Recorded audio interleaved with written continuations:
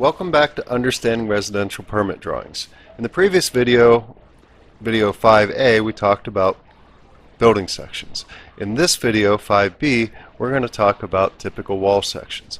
The big difference between a typical wall section and a building section is a building section will cut the entire way across the building and show everything, the complete roof structure, the complete floor structure.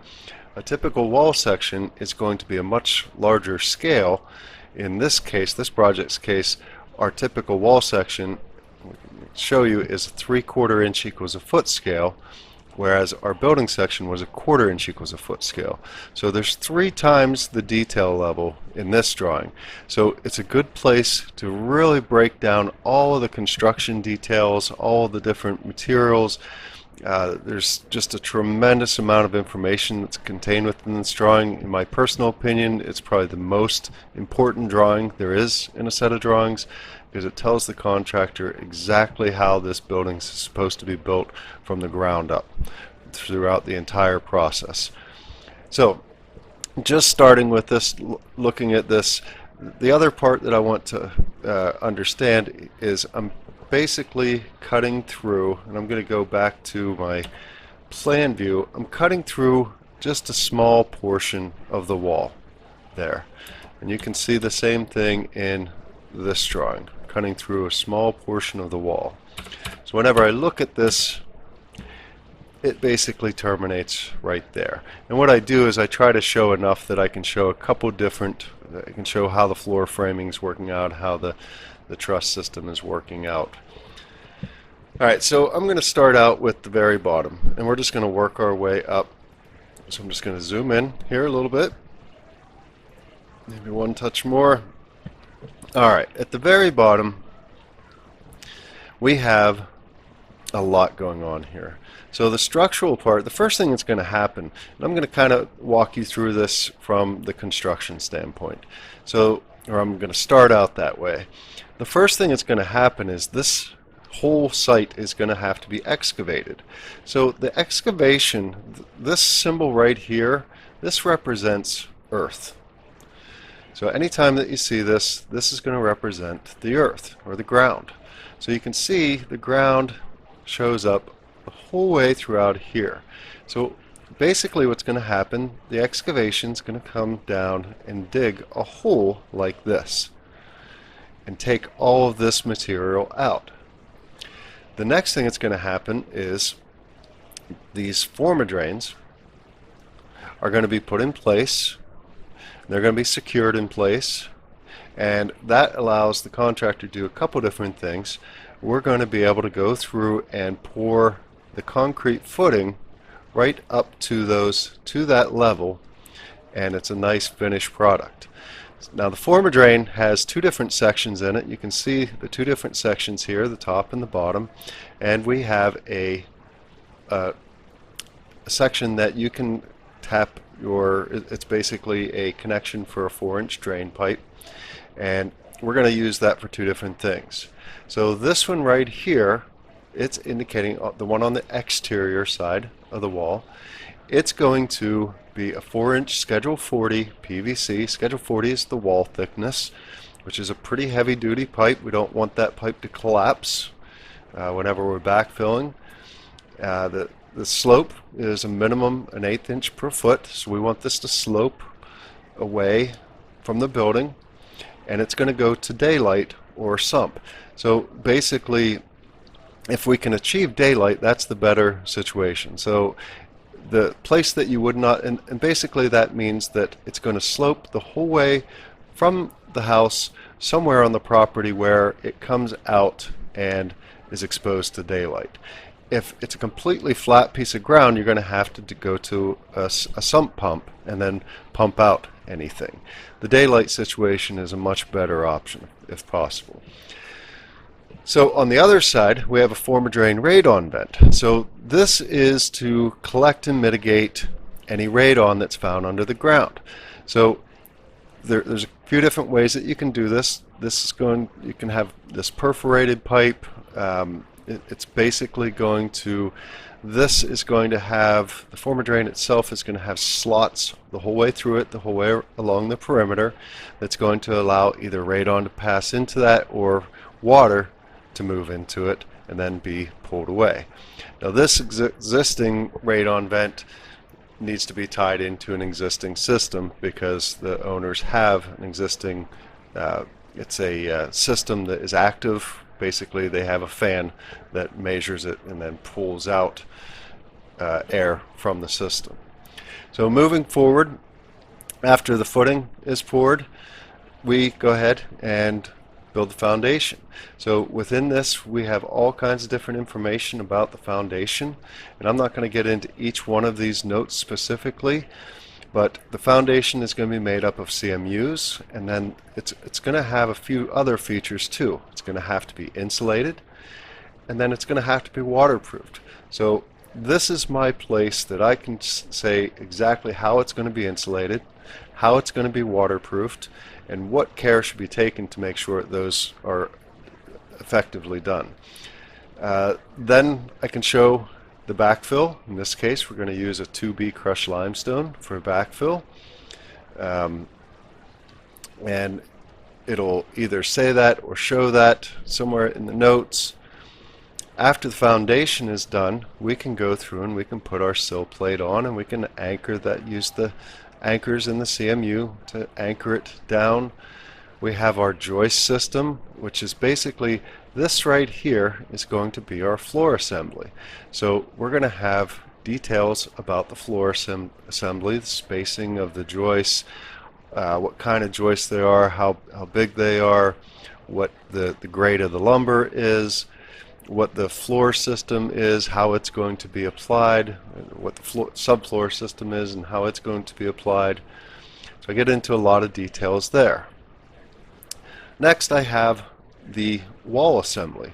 So the wall assembly goes into great detail too. Again, it's going to talk about finished materials. It's going to talk on the inside and the outside. It's going to talk about sheathing.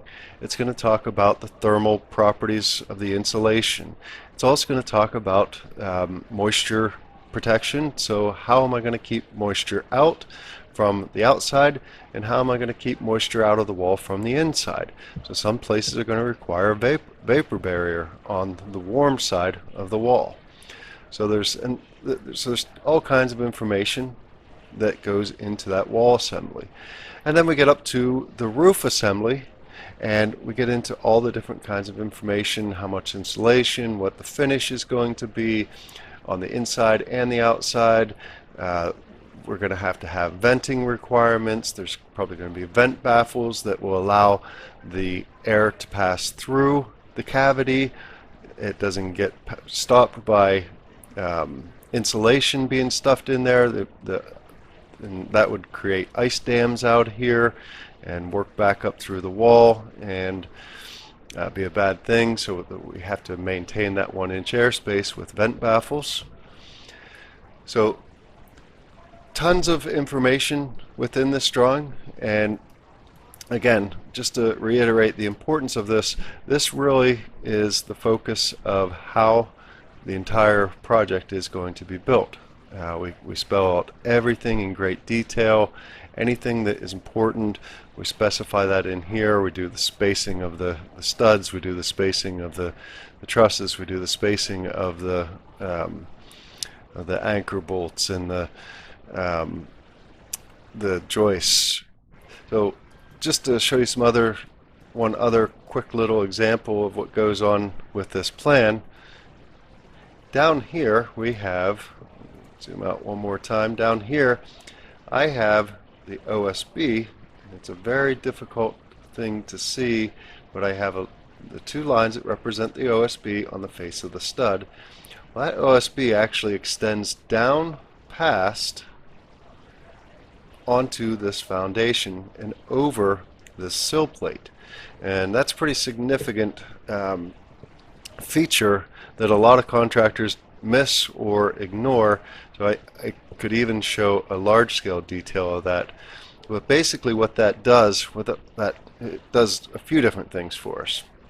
So just to reiterate and make that a little bit clearer, the face of the stud is that line right there. And the face of the stud lines up with the face of the foundation wall. And then the OSB stretches down past both the stud, the sole plate, the rim joist, the sill plate, and a little bit past the foundation. And what that does is it allows a drip edge to occur down here, as opposed to a place that the moisture that's running down that drainage plane can wick its way back in to the foundation. So it goes down past that instead of butting up to it. If you have it butt up to it and have it step back in, then the water will find a way to wick back into this foundation, and the top of these blocks will get wet and start to wick its way down through the wall. So the other thing that this does, it's not just about moisture protection, it also ties the entire wall system together. So my sheet of OSB is going to be 8 feet long, or 2 sheets stacked horizontally going to be 8 feet long, 4 foot each. So whenever I do that, starting at this point, I'm going to end up somewhere in this point for my 8 feet. And what that does is then I'm going to, if I have a heel on my truss, I'm going to be able to tie that heel of the truss together with the wall with my sheet of OSB. My OSB is also going to tie this wall together with my rim joist, with my sill plate onto my foundation. So it basically ties your entire structure together instead of having it as a bunch of different pieces. So not only does that make it incredibly strong, it also prevents all those air gaps that would naturally occur where those seams are. Covers up those air gaps. So again, this wall section is a place where the designers like to show a tremendous amount of detail, and it really explains the entire scope of the project, how it's going to be constructed. So it's a very important drawing. So you need to pay very close attention to this and make it a focus of studying what's really going on within this set of drawings. The next thing to focus on here is this also, just like the elevations in the building section, these symbols, the elevation symbols, also show up in our typical wall section, and it just helps to show how things are working out with the rest of the things. So as you can see here, our new top of slab, how that relates to our existing crawl space foundation, how finished grade ties in to the entire thing. So whenever I do the grading in the yard, it's supposed to be at this height or somewhere thereabout, and it all starts back at 0. So that's really the crux, the most important things about a typical wall section. I can't emphasize enough how important this drawing is, and it's a great place to show the actual construction of the set of drawings or the project. So the next video series, we're going to talk about schedules.